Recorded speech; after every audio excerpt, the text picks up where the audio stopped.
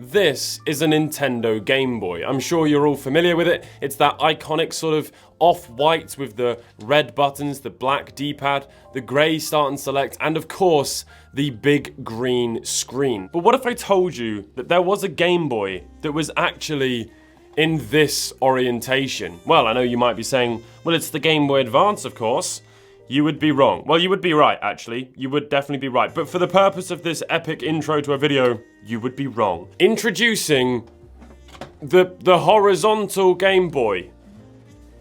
Was that epic? I don't know. Game Fighter. This is one of the most desirable Game Boys that money can't buy because they never come up for sale. And if they do, they come up for hundreds and hundreds and hundreds of dollars or pounds or euros or other currencies are available. This is honestly such an honor to be able to make a video on one of these things. And I have to say a massive thank you to Joan for lending this to me. He is an absolute legend. This is such a beautiful thing. We've got so much to take a look at. The details of this thing are just beautiful. You know, I actually have another horizontal Game Boy, but in comparison to this, it looks like a McDonald's toy. I mean, not to mention there's a massive burn on the screen, which is unfortunate. But yeah, this is called the Mega Game. And this also is an off license. That's not the right word. An aftermarket Game Boy. It's just a knockoff piece of junk. But this one is far more accurate to the original one. So yeah, I mean, it's just an absolutely glorious device. I can't believe I have it in my hands. We've got a lot to look at. We're also going to open it up. We're also going to turn it on. I've got some other fake Game Boys. Let's begin. I think the first thing that we can begin by doing is moving the camera in and taking a look at some of the details closer up. Before we go any further, massive thank you to PCBWay for sponsoring this video. PCBWay is your one-stop solution for all of your little home project tech DIY needs. They offer CNC machining, 3D printing, sheet metal fabrication, and injection molding, which means you can make proper finished cases for your home project. And what do you put inside those cases?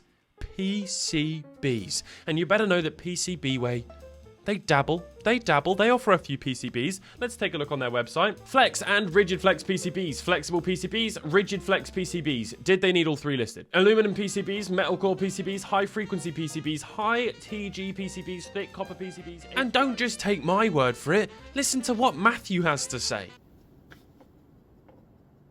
I use PCBWay. Check out PCBWay using the link in the description. Back to the video.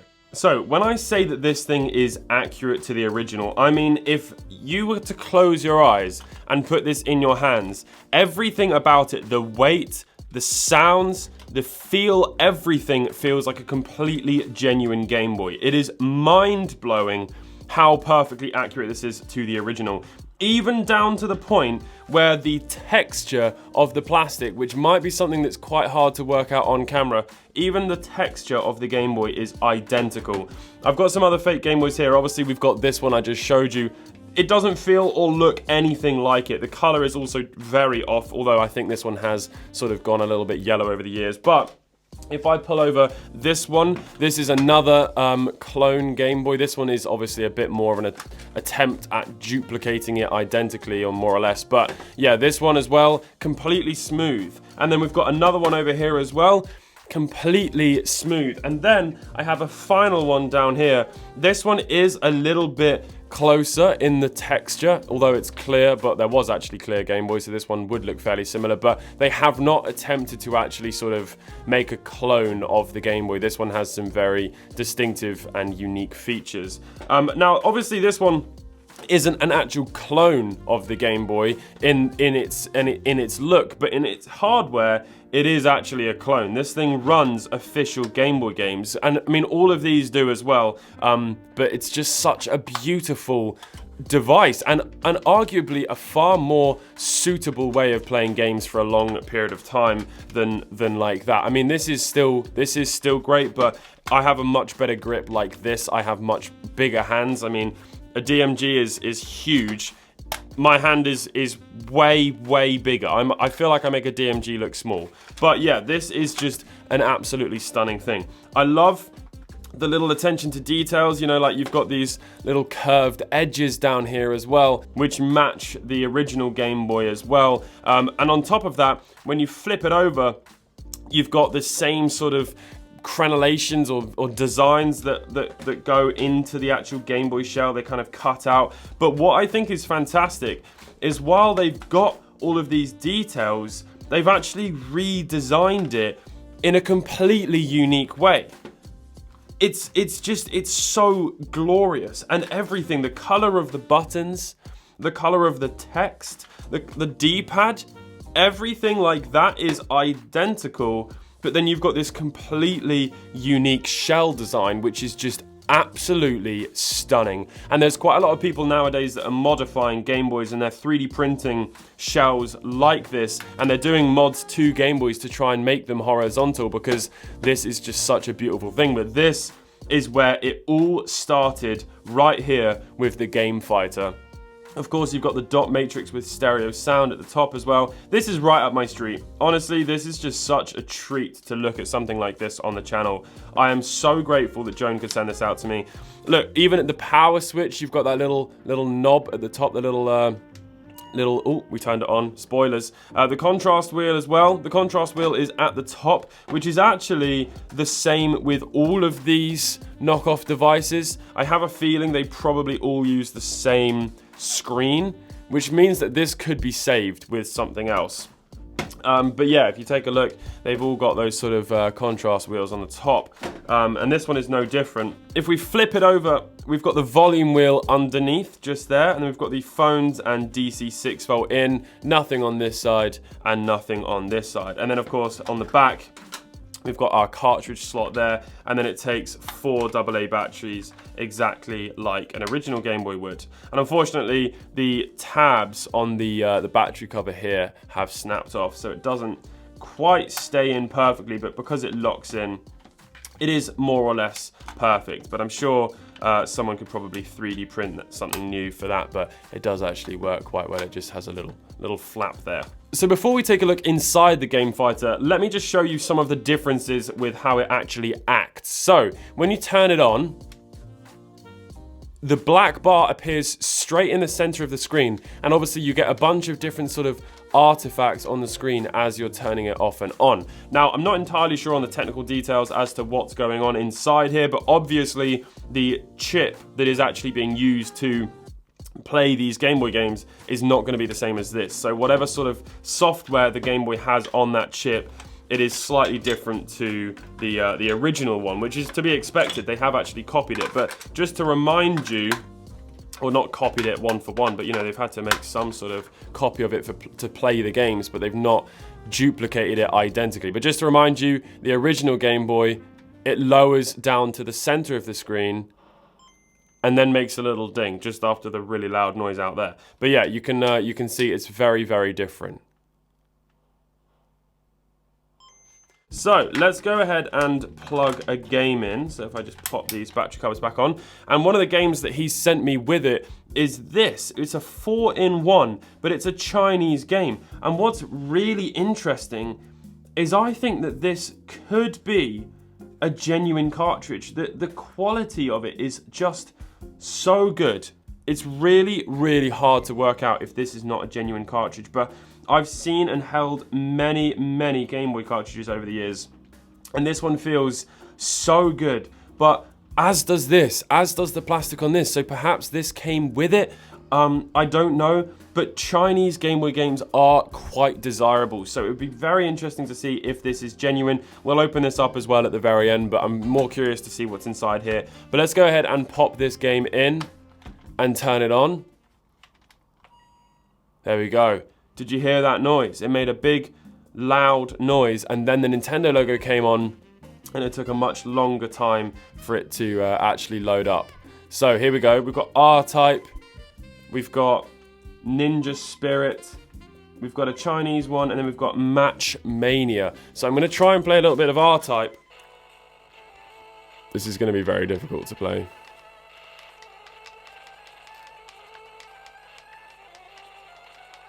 We're doing it. I think one thing that would be worth actually comparing is the speed. I've not played R-Type in a while, so it's not clear to me at this moment if this is running at the accurate speed, but one thing that's quite common with these clone Game Boys is that they actually run at a completely different sort of clock speed. So what we'll do is... I died. What we'll do is we'll put this game inside an actual Game Boy, and then we will compare in post, because I don't think I'm going to be able to do it from memory, but it was... I have absolutely no idea. I can't remember. It feels about the same.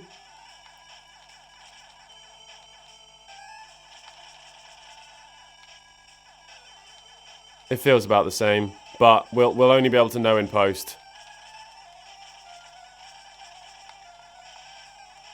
So there we go, that was a scientific test. Let's go ahead and take a little look inside. Now I'm sure someone has done a teardown of this before, so this probably isn't going to be the first one on the internet. However, I'm absolutely certain that there can only be a handful of videos on this on YouTube, because these are just so rare. Now they are available to obtain on like Chinese websites. I think, is it Taobao that's one that sort of people buy stuff from frequently? However, even on those websites, these are still really expensive, because now the sellers in those parts of the world know that people from the West are buying these items on these auction sites and these, you know, these foreign websites, and these sorts of things are desirable, and they know that. So you're not really getting... You're not seeing like bargain prices just because they're on these local sites. They are still extortionately expensive. And yeah, if I was to put a value on this, my estimate would be that if this was listed on eBay, it would sell like that for £200. I think if it was listed at £400 with offers enabled, someone would probably come in between 300 and 350. You know, these things are incredibly desirable. Arguably 10 times more expensive than an original DMG Game Boy. So yeah, pretty crazy. I've undone all the screws. Here we go. I like even the little details like the batteries. You know, where it's showing the orientation of the batteries. You know, even in the original Game Boy, it has that. You know, the details of this are just astonishing. It's absolutely beautiful. I'm just in awe of how amazing this thing is. Whatever company knocked off the Game Boy that made the Game Fighter, they did a great job. So here we go. We can lift off the back. It comes off in one piece, which is unique. A lot of the time, you have the battery contacts actually in the plastic and then wires going to the board. So that's quite nice to see. The inside of this is in very, very good condition. It's extremely clean. This is probably a near perfect example. So yeah, that is the back of the board. The quality of it, it's obviously not going to be the same quality as a DMG, an actual official one, but compared to something like this, you know, I've taken apart a few of these knockoff Game Boys before. These are so cheap.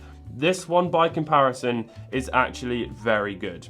This is not a super low quality motherboard compared to some of the ones that I've seen, but my knowledge of circuit boards and such is not that strong. But to me, this looks fairly good. And again, just even the fact that something as simple as the battery contacts being hardwired actually onto the motherboard and connected to the motherboard rather than having a couple of wires running off into little contacts that are stuck in the shell, even a detail like that is quite nice to see.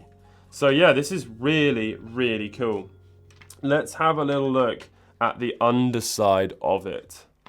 I think actually on this one, the boards connect together using like a really sort of horribly cheap ribbon cable. Can you see that ribbon cable there? That cheap sort of flex cable. That is one of the cheapest things ever, and they break so often just off of that point. I think I have done a repair to one of those on the channel, so I'll see if I can put some footage in. But yeah, this sort of one-piece PCB is just refreshing to see, especially from a cloned device. I think this is probably one of the best clones that was made of the Game Boy.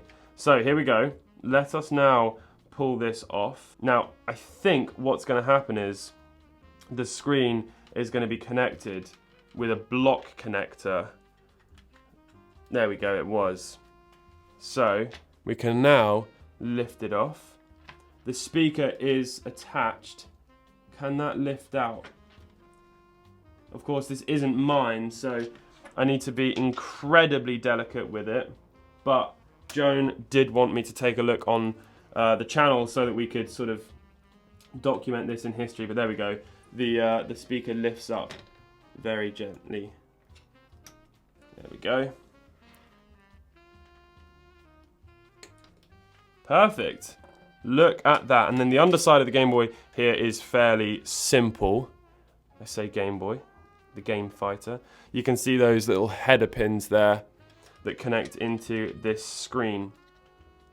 And that is a familiar sight. I have seen quite a few screens like that. So that is the display.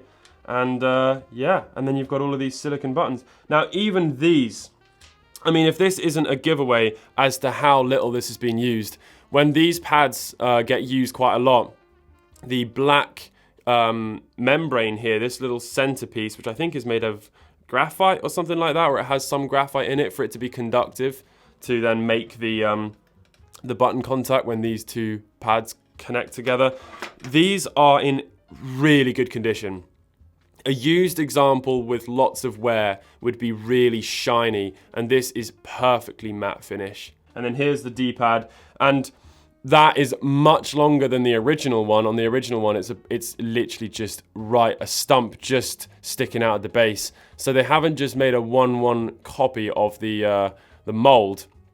You know, they haven't just molded an actual DMG D-pad. They've had to make their own sort of thing here for it to fit all the way down past that screen PCB onto here, where it then sits on the center of that part there and rolls around. And again, if you actually look at a DMG that's been quite used, this little bulb on the end here sits in the center, rubs around, and eventually actually kind of gouges out some of the PCB. And you can see here that this one is absolutely mint. So I can't get over how beautiful of an example this is.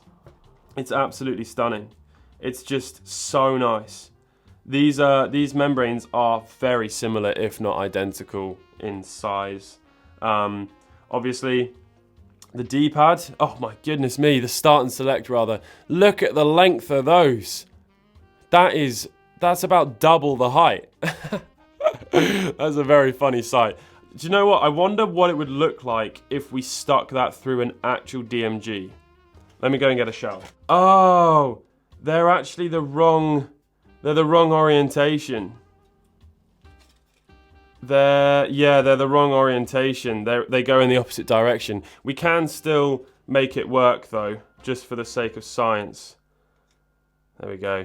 We can just shove one through. Look at that. Look at the height on that.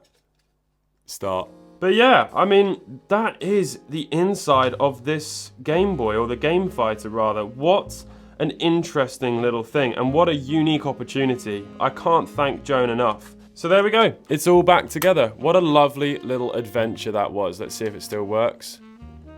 Yes, thank goodness. Okay, let's pop open this cartridge here and see if it's a fake cartridge or a real one. Put your bets in now. Here we go. We need a game bit screwdriver.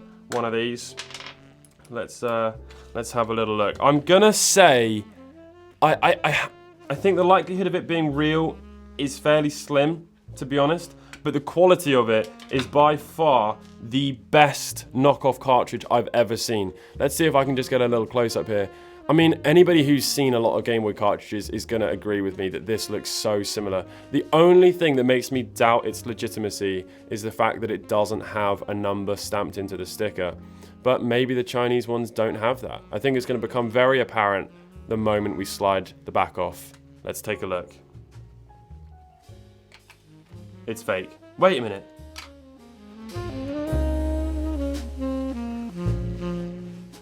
Wait! It is real.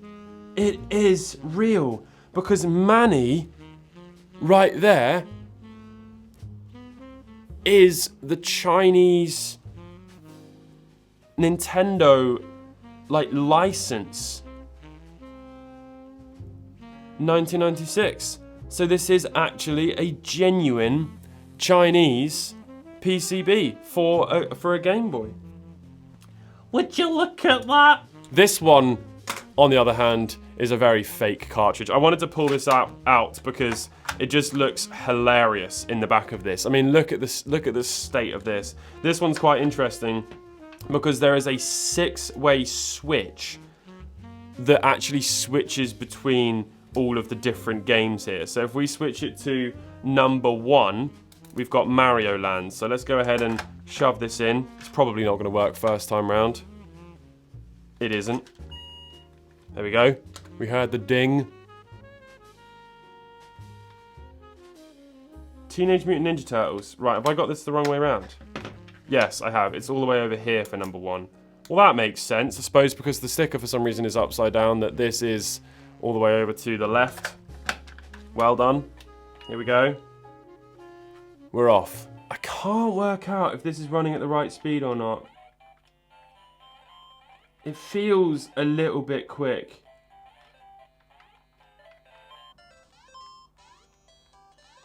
Wait a minute.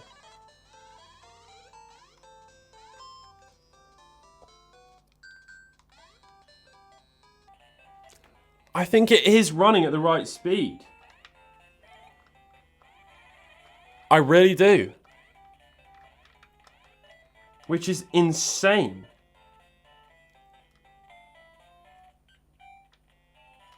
Because if we shove it into this Game Boy clone real quick and turn it on, see? That is way too quick. Also, I think the batteries must be low. They're flickering like mad.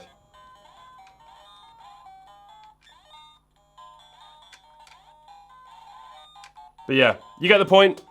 Most of the time, the knockoffs are way too quick. This one is absolutely perfect, or at least I think it's absolutely perfect. So there we have it, the Game Fighter. What an absolutely beautiful device. I hope you've all enjoyed this video. Again, massive thank you to Joan for lending this to me. The external connector is interesting. I don't have an output that would work in this, but potentially this also has video out. It would be amazing if someone could confirm that in the comment section. Actually, I'd say given that this says external connector as well, EXT connector, I'm going to assume that that is a link port so that you could trade Pokemon and whatnot, you know, if you had another friend who had a Game Fighter. But I mean, that can't be that common really, can it? Is anybody out there with another Game Fighter who wants to trade Pokemon with me? Goodbye.